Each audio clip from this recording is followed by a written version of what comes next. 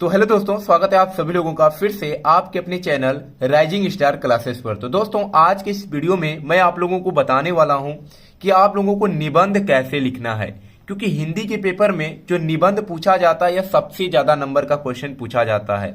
9 number का निबंध लिखने के लिए आता है। ठीक है, तो आपको कैसे लिखना है। देखिए, सबको 9 नंबर नहीं मिल जाता है। लिखने का तरीका आपको पता होना चाहिए, कैसे हेडिंग्स डालने हैं, कैसे आपको उसमें शब्द लिखने हैं, किस शब्दों का यूज करना है, तो सब कुछ देखते हुए आपको 9 नंबर दिए जाते हैं।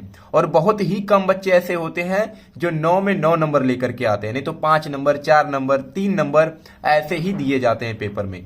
तो आपको कैसे लिखना है, क्या क्या लिखना है, सब कुछ आज की इस वीडियो में मैं आपको बताने वाला हूं। और अगर आप ऐसे पेपर में लिख देंगे तो आपको पूरे के पूरे 9 अंक मिलने वाले हैं। ठीक है, तो जो 9 अंक होता है वह 7 + 2 में विभाजित होता है, यानी 7 नंबर आपको लिखने का मिलता है और 2 नंबर आपको रूपरेखा का दिया जाता है। रूपरेखा का मतलब, जैसे यहाँ पर एक निबंध है, पर्यावरण प्रदूषण कारण और निवारण, जो कि बहुत बार पेपर में आता है और लगभग हर साल पेपर में पूछा ही जाता है। तो यहां पर सबसे पहले आपको हेडिंग डालना है रूपरेखा। क्या है? रूपरेखा। रूपरेखा का मतलब होता है कि आप निबंध जो लिखेंगे इसमें कौन कौन से टॉपिक्स लिखेंगे, यानी किन टॉपिक्स को क्या करना, हाईलाइट करके उसमें आपको वर्ड्स यानी कि सेंटेंस लिखने हैं।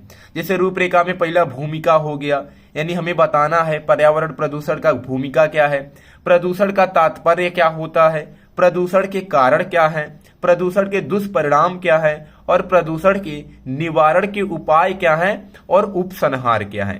तो इतना का ही आपको 2 नंबर मिल जाएगा। और 7 नंबर किसका मिलेगा? तो इन सभी हेडिंग्स के अंतर्गत जितने भी आप सेंटेंस लिखेंगे उनका जो नंबर होगा वह 7 अंक होगा। तो सबसे पहले आपको रूपरेखा लिखना है हेडिंग डाल करके, जितने भी उसमें लिखना चाहते हैं। ज्यादातर क्या होता है, कारण हो गया, भूमिका हो गया, निवारण हो गया, उसका दुष्परिणाम हो गया और उसका उपाय हो गया, फिर लास्ट हेडिंग है उसका उपसंहार। तो ये लिखना जरूरी है। तो सबसे पहला हेडिंग है भूमिका। अब कैसे आपको लिखना है, तो इसमें लिखेंगे आप कि प्रदूषण के विभिन्न प्रकारों में पर्यावरणीय प्रदूषण एक गंभीर समस्या है। ठीक है, बहुत ज्यादा कठिन नहीं लिखना है, बहुत कठिन शब्दों का यूज नहीं करना है। प्रदूषण के विभिन्न प्रकारों में पर्यावरणीय प्रदूषण एक गंभीर समस्या है। यह भारत की ही नहीं पूरे विश्व की समस्या है। ऐसा नहीं है कि केवल भारत में ही प्रदूषण की समस्या है, पूरे विश्व में ये समस्या है। इस समस्या से निपटने के लिए अंतर्राष्ट्रीय स्तर पर अनेक प्रयास किए जा रहे हैं। पर्यावरण प्रदूषण से विश्व का पर्यावरण तो प्रदूषित हो ही रहा है, साथ ही इसके दुष्परिणाम स्वरूप कई अनेक जटिल समस्याएं भी उत्पन्न हो रही हैं। तो ये क्या है? तो पर्यावरण प्रदूषण का भूमिका है। दूसरा हेडिंग क्या है इसमें? प्रदूषण का तात्पर्य, यानी प्रदूषण का अर्थ क्या है। तो इसमें लिखेंगे कि निसंदेह सौर मंडल में पृथ्वी ही एकमात्र ऐसा ग्रह है जहां जीवन के होने के पूर्ण प्रमाण विद्यमान है। पृथ्वी के वातावरण में 78% नाइट्रोजन, 21% ऑक्सीजन तथा 3% कार्बन डाइऑक्साइड शामिल है। इन गैसों का पृथ्वी पर समुचित मात्रा में होना जीवन के लिए अनिवार्य है। ठीक है, तो ये हो गया प्रदूषण का तात्पर्य। अगली हेडिंग है प्रदूषण के कारण, यानी जो प्रदूषण है किन कारणों से फैलता है ये आपको बताना है। तो उद्योगों से निकलने वाले, उद्योगों का मतलब जो बड़ी बड़ी कंपनियां हैं, उसी से कहा है कि निकलने वाले जो रासायनिक अपशिष्ट पदार्थ होते हैं, जैसे जल हो गया, एवं मृदा प्रदूषण का तो कारण बनते ही हैं। जैसे जो रासायनिक पदार्थ निकलते हैं वह कहाँ जाते हैं? तो नदी में जाते हैं या कहीं मिट्टी पर ही गिर जाते हैं। तो वही कहा है कि जल और मृदा का प्रदूषण तो बनते ही हैं, साथ ही इनके कारण वातावरण में विषैली गैसों के फैलने से वायु भी प्रदूषित होता है। ठीक है, तो जो उद्योग से जो उसमें से गंदगी निकलती है, यानी जो रासायनिक अपशिष्ट पदार्थ निकलते हैं, तो कुछ उसमें तरल पदार्थ होते हैं और कुछ जो होते हैं वह गैसीय विषैली गैसें भी निकलती हैं। तो वही कहा गया कि विषैली गैसों के फैलने से वायु भी क्या होता है? तो प्रदूषित होता है। मनुष्य ने अपने लाभ के लिए जंगलों की तेजी से कटाई की है। जंगल के पेड़ प्राकृतिक प्रदूषण नियंत्रक का काम करते हैं। पेड़ों के पर्याप्त संख्या में न होने के कारण भी पर्यावरण में वातावरण में विषैली गैसें जमा होती रहती हैं और उसका शोधन नहीं हो पाता। यानी इस समय देखा जा रहा है कि जो पेड़ पौधे भी हैं उनकी कटाई बहुत ज्यादा की जा रही है, और पेड़ पौधों की कटाई से क्या होता है, ऑक्सीजन की कमी होती है, वातावरण शुद्ध नहीं हो पाता है। तो वही लिखा गया कि पेड़ों की कटाई का भी एक कारण है पर्यावरण प्रदूषण का। फिर आगे लिख रहा है कि मनुष्य सामान ढोने के लिए पॉलीथीन का प्रयोग करता है तथा प्रयोग के बाद इन पॉलीथीनों को यूं ही फेंक दिया जाता है। ये पॉलीथीनें जो है नालियों को अवरुद्ध कर देती हैं, जिसके फलस्वरूप पानी एक जगह जमा होकर प्रदूषित होता रहता है। और ये जो पॉलीथीनें होती हैं ये गलती भी नहीं है, ऐसा नहीं कि मिट्टी में अगर दब जाएंगी तो ये गल जाएंगी, कई सालों तक नहीं गलती हैं, वैसे की वैसे ही रहती हैं। तो ही कहा गया कि ये नालियों को क्या कर देती हैं, अवरुद्ध कर देती हैं, यानी जमा कर देती हैं। तो जब नाली बंद हो जाएगा तो उसके कारण क्या होगा, पानी एक जगह जमा होगा, और पानी एक जगह जमा होगा तो उससे प्रदूषण उत्पन्न होगा। तो वही लिखा है कि एक जगह जमा होकर प्रदूषित होता रहता है। तो यही सब कारण है किसका, प्रदूषण का, प्रदूषण उत्पन्न होने का। अब ये कारण के बाद पूछे कि दुष्परिणाम क्या होगा इसका। दुष्परिणाम का मतलब जब प्रदूषण उत्पन्न हो रहा है तो इसका परिणाम क्या होगा, वो भी दुष्परिणाम क्या होगा।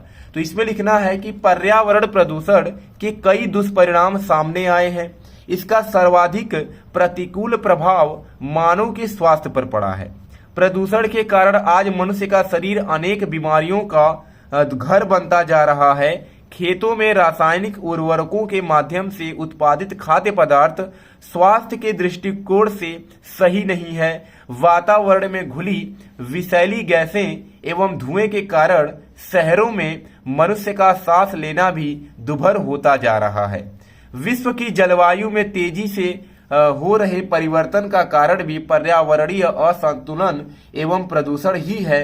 ओजोन परत में छिद्र की समस्या भी प्रदूषण की ही उपज है। यानी प्रदूषण से कई सारे दुष्परिणाम उत्पन्न हुए हैं। सबसे ज्यादा दुष्परिणाम मानव को ही, यानी कि मनुष्य को ही झेलना पड़ रहा है। अनेक प्रकार की बीमारियां उत्पन्न हो रही हैं। और लिखा है कि खाद्य पदार्थ में इस समय खेतों में अनेक उर्वरकों का उपयोग किया जा रहा है, वो भी सही दृष्टिकोण से, स्वास्थ्य के दृष्टिकोण से सही नहीं है। ठीक है, तो ये सब क्या हो रहे हैं, दुष्परिणाम हो रहे हैं प्रदूषण से। अब अगली हेडिंग आपको क्या लिखना है कि इसका निवारण कैसे किया जा सकता है, यानी इसका उपाय क्या है। तो आपको लिखना है प्रदूषण निवारण के उपाय। पर्यावरण प्रदूषण को दूर करने के लिए हमें कुछ आवश्यक उपाय करने होंगे।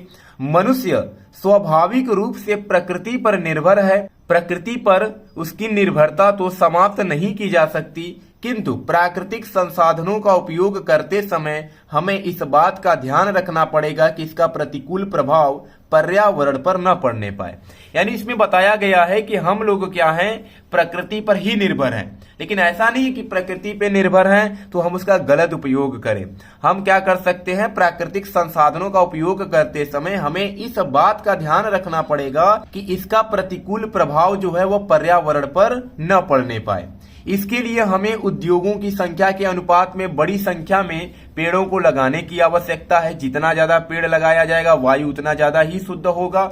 इसके अलावा पर्यावरण प्रदूषण को कम करने के लिए हमें जनसंख्या को स्थिर बनाने की भी आवश्यकता है।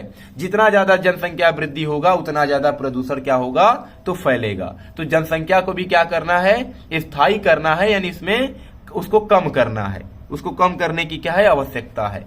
लास्ट हेडिंग है उपसंहार। ठीक है, क्या है, उपसंहार। तो इसमें क्या लिखेंगे कि वस्तुतः पर्यावरण प्रदूषण एक वैश्विक समस्या है, जिससे निपटने के लिए वैश्विक स्तर पर भी क्या है, संभव है। वैश्विक स्तर पर ही संभव है, किंतु इसके लिए प्रयास स्थानीय स्तर पर भी किए जाने चाहिए। मतलब कहा गया है कि ऐसा नहीं है कि हम कुछ नहीं कर सकते। अगर हर एक व्यक्ति समझदारी से काम ले, यानी प्रदूषण को रोकने के लिए कदम बढ़ाए, तो स्थानीय स्तर पर भी इसको रोका जा सकता है। तो ये लिखा है स्थानीय स्तर पर भी किए जाने चाहिए। विकास एवं पर्यावरण एक दूसरे के विरोधी नहीं है, अपितु एक दूसरे के पूरक है। पृथ्वी के बढ़ते तापक्रम को नियंत्रित एवं जलवायु परिवर्तन को कम करने के लिए देसी तकनीकों से बने उत्पादों का उत्पादन तथा उपभोग जरूरी है। तो ये क्या हो जाएगा, तो उपसंहार हो जाएगा। तो अगर आप इतना पेपर में लिख देंगे तो एक नंबर भी आपका नहीं कटेगा। देखिए निबंध क्या करना है, बहुत ज्यादा भी नहीं लिखना होता है। 2 से 2.5 पेज में अगर आप निबंध लिख देते हैं तो उतना निबंध बहुत होता है, आपको 9 नंबर दे दिया जाएगा। बहुत बच्चे 5 पेज 6 पेज लिख करके आते हैं, उसका कोई मतलब नहीं है, उतना समय भी नहीं रहता कि आप 5-6 पेज भरिए वहां पे। ठीक है, तो 2 से 2.5 पेज में आपको क्या करना है, निबंध को लिखना है, टू द पॉइंट लिखना है, यानी ऐसे शब्दों का प्रयोग करना है जिसको पढ़ करके एग्जामिनर को लगे कि हाँ ये समस्या है, ये निवारण हो सकता है। वैसे ही नहीं कुछ भी उसमें लिखते जाइए।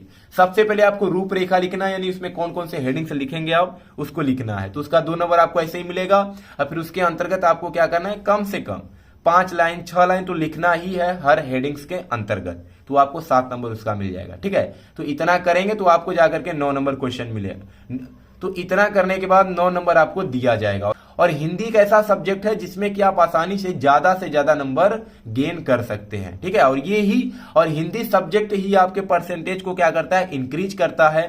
ठीक है, तो मेहनत कीजिए, और हिंदी अगर नहीं पढ़े हैं तो अभी भी समय है, इसको अच्छे से पढ़िए। चलिए मिलते हैं नेक्स्ट वीडियो में एक नए टॉपिक के साथ, तब तक के लिए धन्यवाद।